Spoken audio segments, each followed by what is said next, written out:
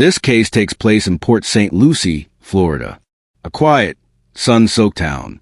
The kind of place where people don't lock their doors.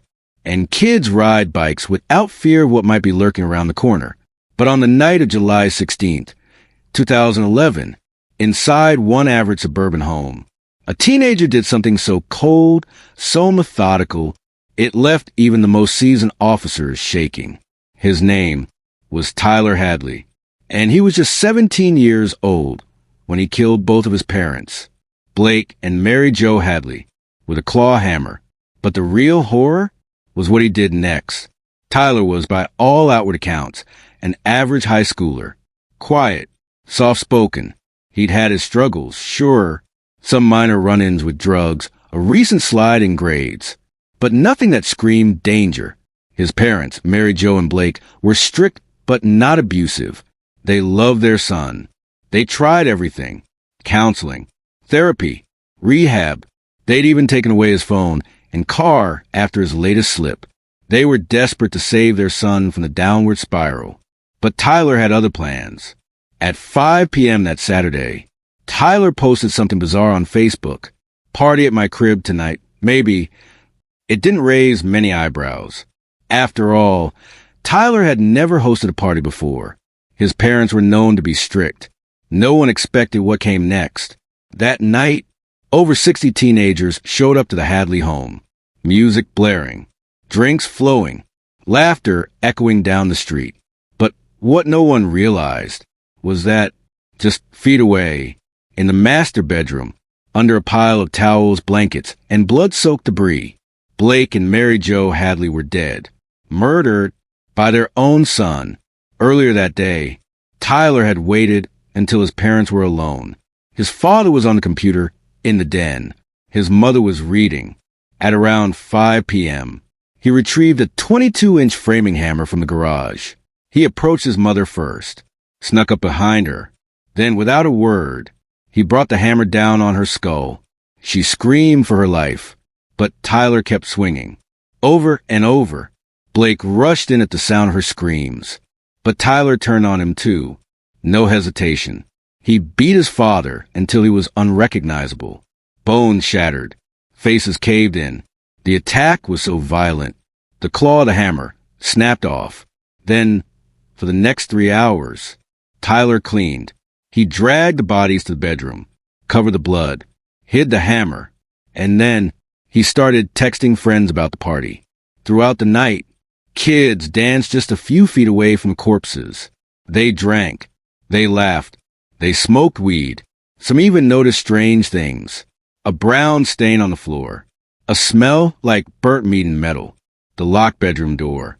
But no one questioned it, until one friend, Michael Mandel, was pulled aside. Tyler took him to the garage. "There," Tyler said, "I killed my parents." Michael laughed. He thought it was a joke. Then Tyler showed him a photo on his phone. It was a blood-soaked room. 2 bodies. Unmoving. Michael stared in disbelief. "I'm serious," Tyler whispered. "Look in the bedroom." The next morning, Michael did something brave.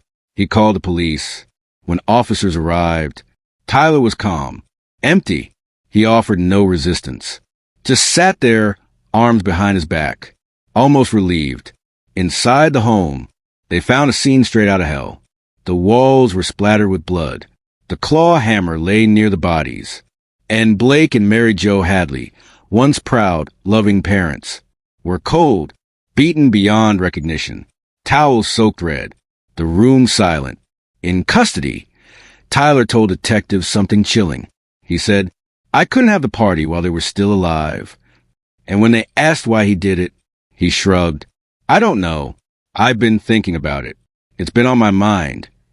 Tyler Hadley was sentenced to life in prison without the possibility of parole, later reduced due to a Supreme Court ruling on juvenile sentencing. But his actions that night will echo through the corridors of true crime forever. A teenager with no history of violence killed the 2 people who loved him most so he could throw a party. And if one brave friend hadn't spoken up, he might have gotten away with it.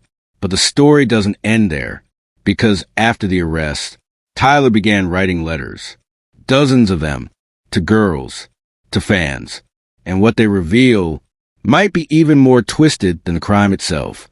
In the weeks after the murder, Tyler Hadley's name was everywhere.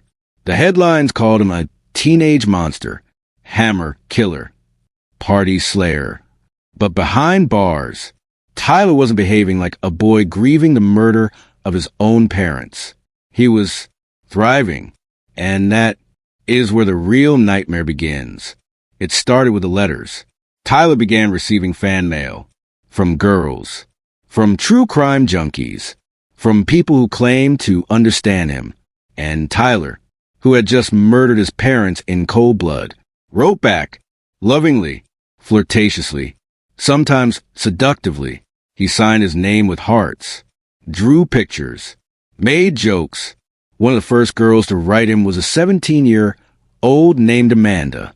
She said she was fascinated by his story. And Tyler? He responded in kind. "You're beautiful," he wrote. "You look even better in person. You're the kind of girl I could fall for." In another letter, he told a friend, "I'm famous. Can you believe it? I'm like the next big thing."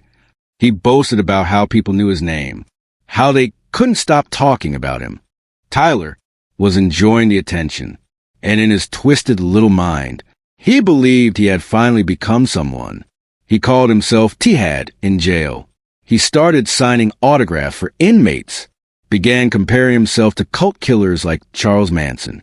And according to another inmate, Tyler said, "All I wanted was to be remembered, and now I will be, forever." Even more disturbing, he didn't show guilt. He didn't cry. He didn't seem sorry. If anything, he seemed proud. A psychologist later noted, he exhibits signs of narcissism, detachment from reality, and a severe lack of empathy.